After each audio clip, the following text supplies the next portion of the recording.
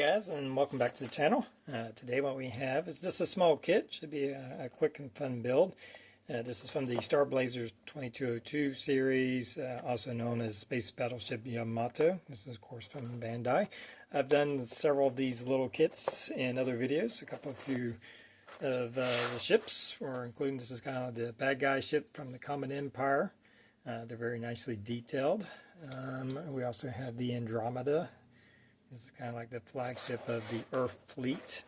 And here today we have the battleship, or what's being called now as the Dreadnought. So let's take a quick look at that. I've already opened up and taken a look at it. And we've got a few of the runners here. As always, some really nice detail. I have some nice little guns and the bridge, things of that nature, and of course the main body of the ship. Now it does come with a few colored parts. Looks like we have the very front of the ship, the wave motion cannon, and we also have underneath section of the ship right here, which is also gray. Now one thing I noticed is that there's some light gray sections on the back part of the ship on both sides, and underneath on these tanks beneath the ship. We have a little gray stripe there, which are not on the parts here, and there's no decals. There's some of these vinyl self-adhesive decals, and these are, people call these stickers. They're really not stickers. They're a bit nicer than just stickers. They're more of a vinyl, stretchy material, and they do conform somewhat to some of the details. So they're really not that bad. I've used those before in different projects. But anyway, back to the ship. We're going to have to paint that light gray strip onto the body and onto these tanks. So I'll probably do that prior to assembly. It comes molded in color, so I don't think we need to paint it necessarily, or at least not the whole thing, but I think we can just paint on those areas right there, and we'll probably repaint these so we'll have all matching gray, but I'll try to get as close as possible to that light gray color. We'll paint it up, we'll get it assembled, and the plan is we'll do a little bit of weathering and some matte coats to finish it up. So it should be a quick build, so first things first is to get these parts painted.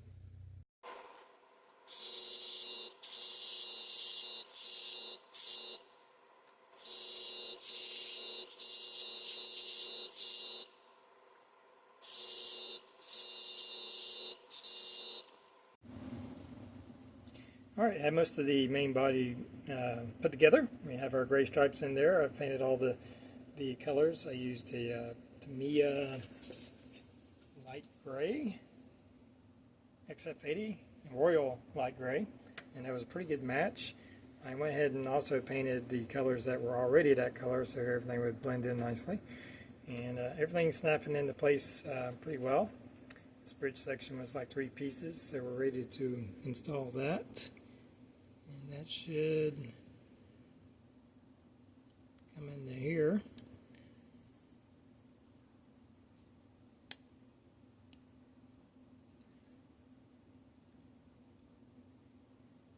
Of course, I say everything goes in place, and didn't work out this time. So I'm going to have to fix this off camera because it's not quite going into place, and it's hard to look over the camera and put that together at the same time.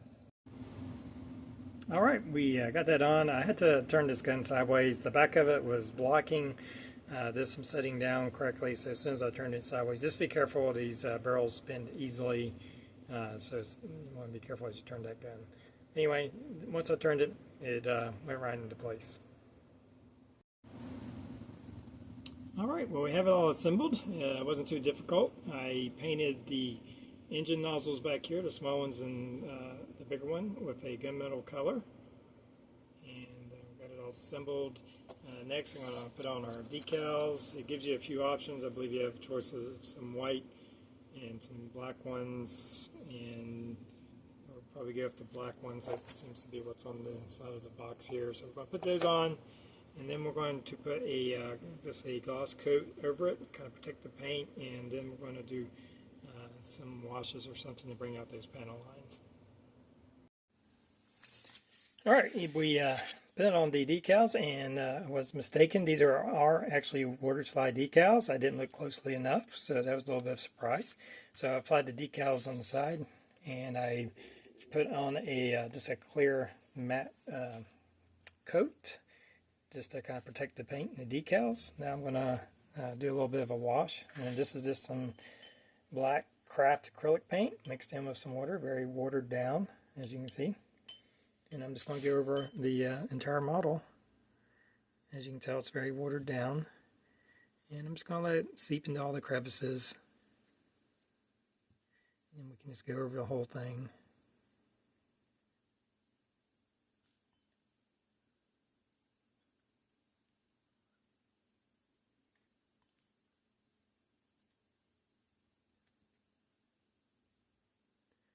I want to get into all those seam lines. I'll bring out that detail. And at the same time get a little bit of that worn look. Alright, I'm going to sit there. I'm going to let that sit and dry for a little bit, and then we'll come and clean off the excess. Alright, well, here's our finished Starblazers Dreadnought, and it's next to the Andromeda class.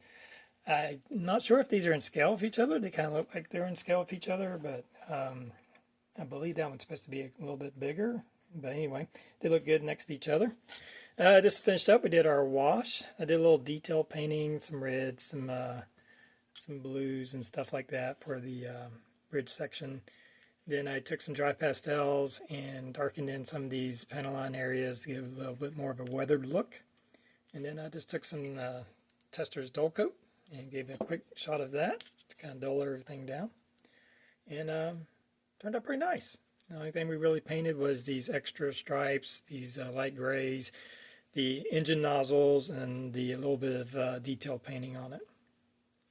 So, pretty cool looking ships. As an extra bonus, I actually, in my stash, found the original one. Now this was something I built probably 25-30 years ago, and it's hard to say. It's been sitting around. It's amazing that it's survived in this condition. It looks like it still has all the parts.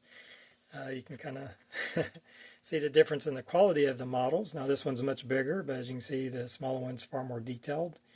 And they made a few changes with the new version of the show. If you're not familiar, there's an old version in the 80s, probably made in the 70s, and it's been remade and upgraded. They kept the designs pretty much the same, but upgraded them with more detail. But this one is, as you can see, it's kind of funny to look back at my early modeling attempts. But anyway, that's the video. Until next time, everybody have a good one.